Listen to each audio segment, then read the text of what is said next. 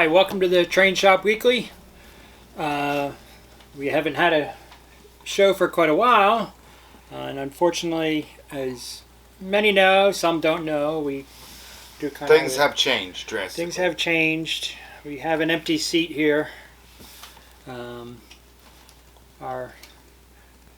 sidekick, or the number 3 of the 3 amigos, has been called home.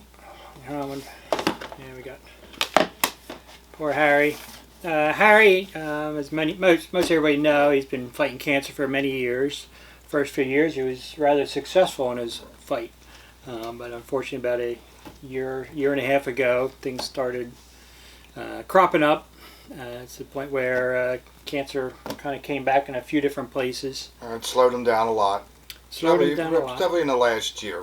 Yeah, I mean, he was determined to kick it, determined not to be defeated, and he fought gallantly, defeated the odds, beat the odds for many years, but unfortunately the odds caught up to him. He fought to the end, that I'd have to say. So unfortunately Harry, my brother, cousin, passed away January 4th of this year, just a couple of weeks ago.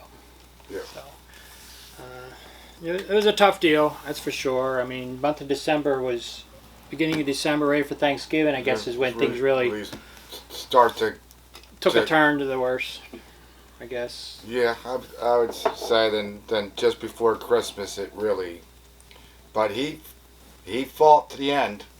He wasn't giving up. He was a handful. He was determined. Kept me on my toes. A lot of people you didn't know, I've lived off and on with Harry many years, probably in the last 8 years. Lived there before I had to go and take care of my mom, and after that I wasn't planning on going back there, but I ended up back there. Don't mind it. Harry's a great friend. He'd take if he knew you, he'd take his shirt off his back for you. Yep, yeah. He was a kind soul, big-hearted. Yep, very talented. Had a very creative mind, very mechanical mind. We do have some of his, little bit of his projects that he created, and we'll be showing more and more as we go. Different cars he made. He would literally, Harry, a lot of people don't know, he would take a picture of something and build it. Out of a picture, might get a couple. When you come, we'll talk about some of the, especially his work train that he had. But like I say, he passed January 4th. He passed at home. It was peaceful. Yes. It was peaceful. So he was at home where he wanted to be, around his trains and friends and family. So he did. On the plus side, he wasn't in pain the last couple weeks. No, I was making sure of that. Yeah. So we're gonna have a beer to our brother here that we lost. We will dearly miss. Dearly missed. He's a bit of a hole has been created. I'm doing pretty bad. I ain't no bartender. No. I think Harry's laughing at us. Yeah, I think he does too. I think sometimes he's up there messing with us. We're sitting there saying, I told you guys. I can hear him. Dave, how many of you listen to me? Yep. He would always, that was one of his common things. Dave, just listen to me. Like anybody else, you think you can do it better, instead of listening, you try it your own way, and to the person who said, I told you should have wanted to do it my way. But, he was a model railroader hoarder, I would say. Oh, yes. He saved everything. Anything anybody gave him. He would buy stuff. If he saw a good deal at a train show, he'd suck it up. Sit there and he'd see something and I know exactly what I'm going to use that for.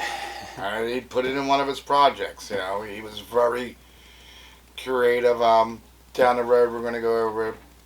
I mean, I'm sure some people seen over the years from Sean Doctrine Productions, Mr. C-Rail, down the videos of the layout. and everything, and like just some of the creative genius and the time work and the artistic stuff that he did. We have here, this is actually, I guess we kind of came to the conclusion it was pretty much his favorite engine he had in his collection. Didn't run it, and I don't know if very many people have ran it, and if you did, you were lucky. I think I ran it maybe once, but very, I don't think more than a handful of people ever got to run it. That was his train. He always complained like he needed his flat cars. He needed the flat cars to finish up his train. Yeah, this is his American Freedom Train, the Reading 2.1 version. When we were kids in 1976, my parents took my brother and I to see it. It was at King of Prussia here in Pennsylvania. It must have been at an Abrams yard. I would take it. That was probably where they would probably put it. There was a special siding over towards the Valley Forge Convention Center area. It's actually kind of in there. There used to be a track that goes through there. Oh, really? Yeah. Yeah, in that general area. But yeah. So we and it being the Reading T1 and yeah, it was one of our fond memories. And so that was basically his pride and joy. He had almost every car, I think, either Lionel and K-Line made. Yup, whatever. Yeah, anything that was made, they always complained that they need to make the flat cars. They need to make the flat cars. That's the only thing he was missing. Yeah, well, the flat cars. I think a couple of flat cars, which had the ticket trailer and a couple of the utility trucks and such. I think there were, I don't know, 3 or 4. You must have to watch. If you watch, if you're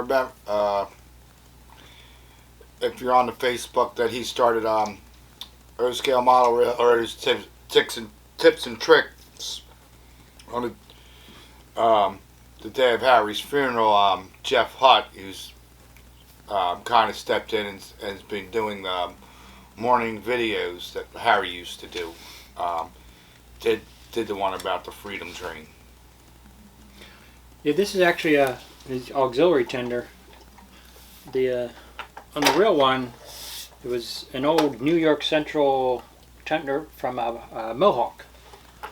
So he didn't have a tender. So I had found somebody was selling a New York Central Mohawk tender by itself. I don't know if it was eBay or one of the auction places. So I bought it for him and gave it to him, and he had repainted it. Probably painted it the next day. Probably. They made the cover, instead of the coal load, it had this steel cover over it because it was just used for water. So he added that to it. But that looks cool.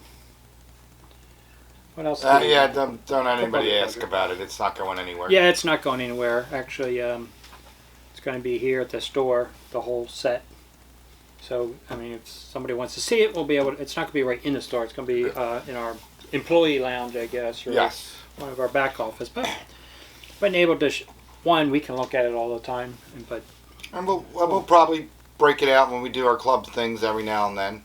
We can show it off if anybody wants to see this set. Yeah. But we were talking about how creative he was. I mean, one of his popular one of his things he really took pride in is making these open auto racks and everything. And he took a couple of old, I don't know if he used 2 or, I don't know, it looks like he used 3. But they were the old, the Lionel auto racks. Yeah, Lionel open auto racks that held like 2 cars. He also went out and made a mold of a CUDA, rubber mold. I don't know if it was a rubber or glued mold, I don't know, something. I think it was a rubber mold he made because he wanted to load up these cars, and it takes a lot of cars, and buying freaking O-scale die-cast cars is expensive. All right, William, you broke it. You're going to get mad. Yeah. But buying die-cast cars to load up this many cars is expensive, so he made a rubber mold and made his own cars just to load up. I think he has 5 or 6 of them he made. What, different molds? Well, no, 5 or 6 of those cars. And The auto carrier car. Yeah. I got one that I was going to get him to show me how he did it. I started to buy. I think I have 2 of them myself. But the only thing different I was going to use was an actual 85-foot trailer train car. Oh, for the base? Yeah. I know. But that'd be cool. A cool one for one of the manufacturers to make. But scale tri-level auto carrier. yeah, because they actually came in 2 styles, 2-level and 3-level. And if you ever look at pictures at it, you can slowly start to see when they started to put the sides on it and stuff like that. And eventually a roof. Yep. Neat. And everything. But that's one of his kind of cool projects he was proud of making. Yeah, he was. A lot of people admired his auto carriers. Yeah. One of the other... Until he loved his Dodges. Yeah, he loved his Dodges. If everybody knows Harry, he loved his Dodges. He had his Dodge trucks. He had his favorite car, the Challenger. Well, his Roadrunner. Yeah, he had his Roadrunner when we were younger. He had his Roadrunner. He had his 1970 Roadrunner. He had his 69 Barracuda when we were in high school. I've probably had dozens of other cars through the years. Don't forget the old 440 Coronet station wagon. That was his first car. That was our grandfather's. No, wasn't it? Then it was your mom's and. Yeah, it started out my grandfather. My grandparents had it, and then went to our mom and dad had it, and then went to Harry. Yeah, because I remember. He beat the daylights out of that. Oh yeah, here's a good story. So we used to skip school a lot and go to the junkyard. That was a big thing. We'd skip school, and there used to be this one big junkyard up in Green Lane.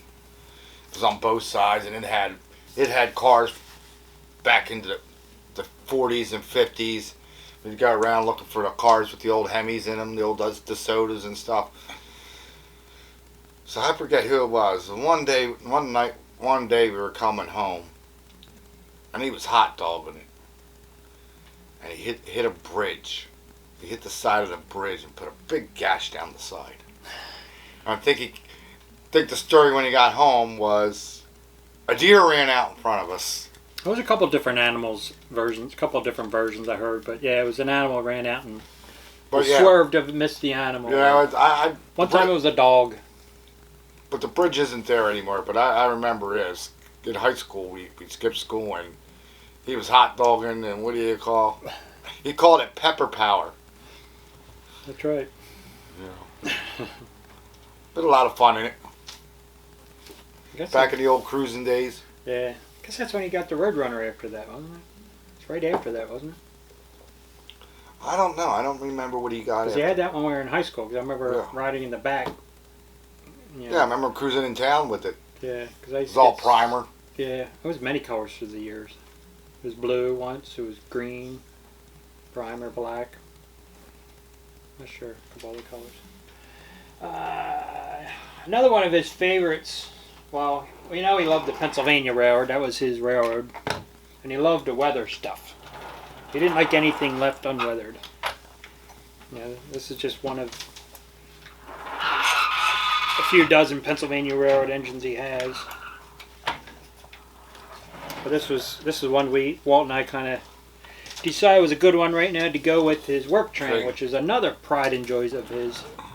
Don't ask. It's not going anywhere. Yeah, it's another piece that's not getting sold off. These are 2 of probably the really cars that he customized and built from pictures.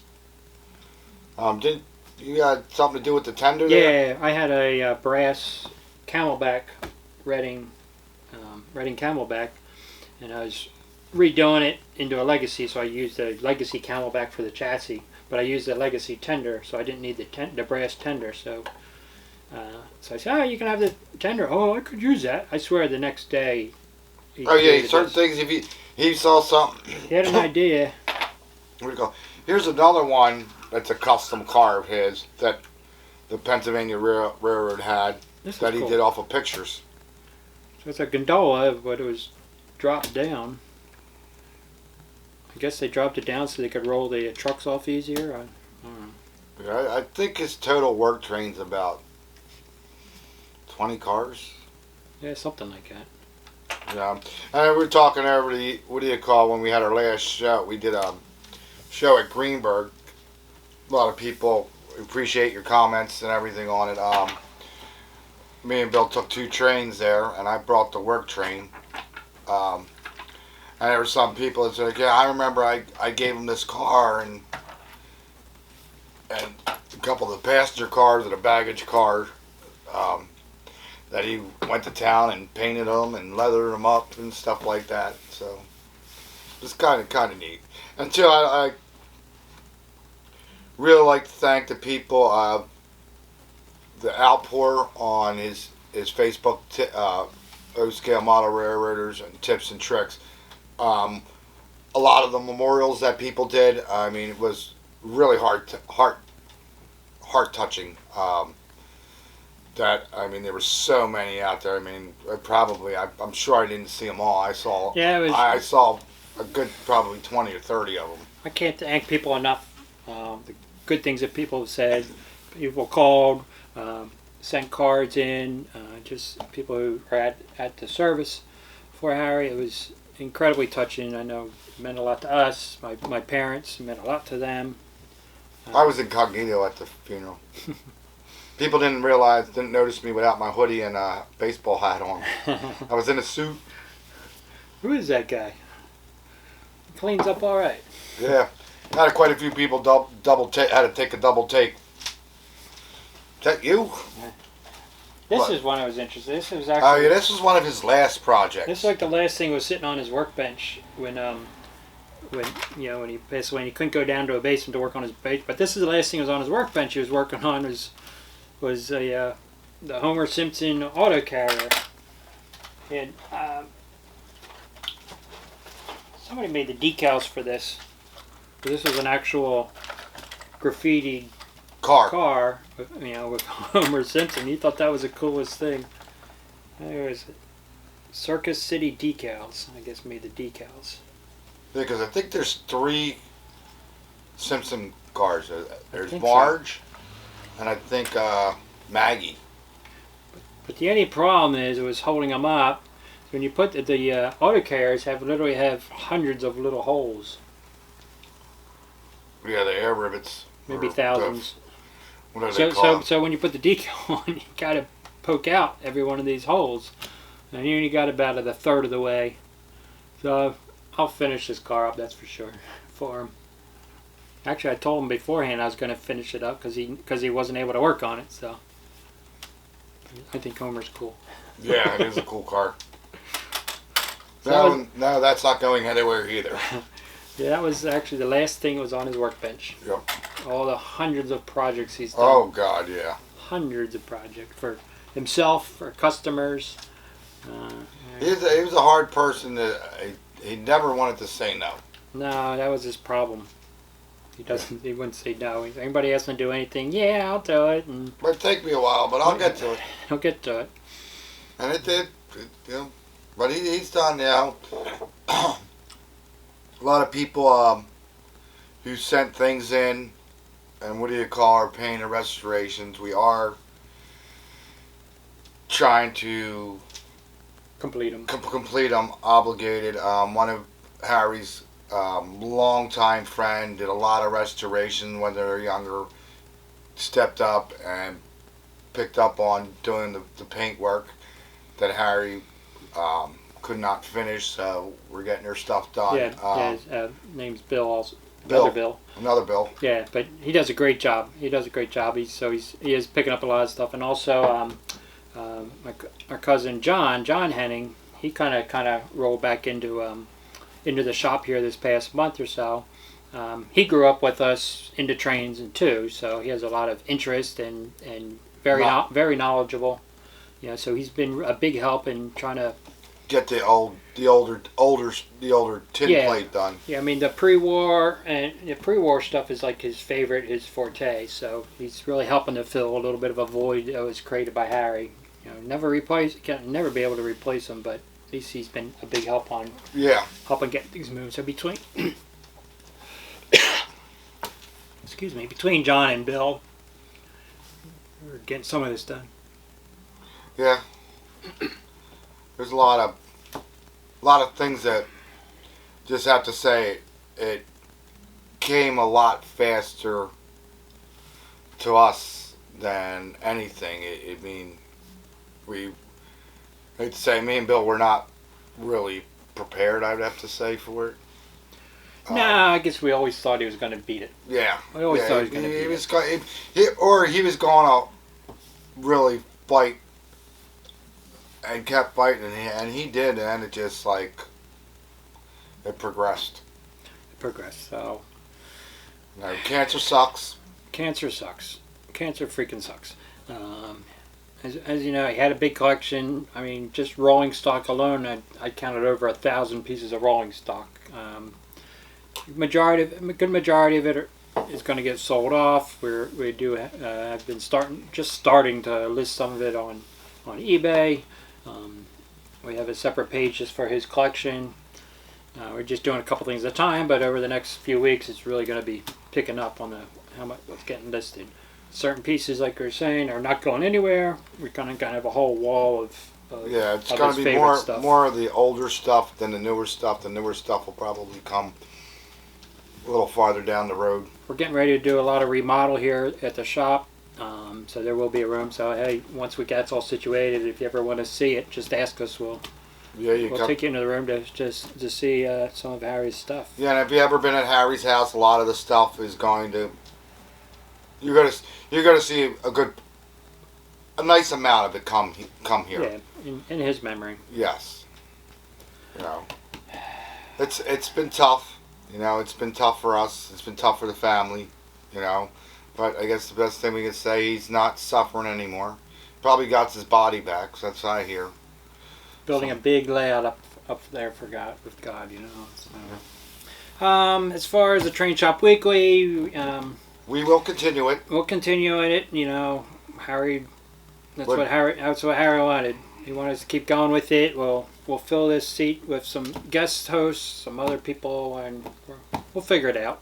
We want to get back to sharing with you guys what new comes in, some tech tips, and whatever else we can think of. Some layout visits. Yeah, there's a lot of stuff that came in that we didn't. We're just busy with. There's a lot of cool stuff that came in. I mean, we get to talk about it.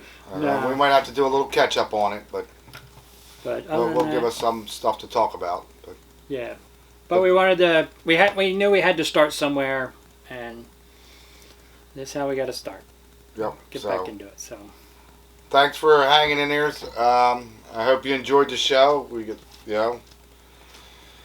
It's. If you like the show, hit like, hit subscribe, come back, see what we do in the next few weeks. We'll figure it out. Yeah. Other than that, hey, cheers. Cheers. We miss you, Harry. Harry, I'm just gonna give you. Oh, hope I didn't break it. Thank you. Thank you.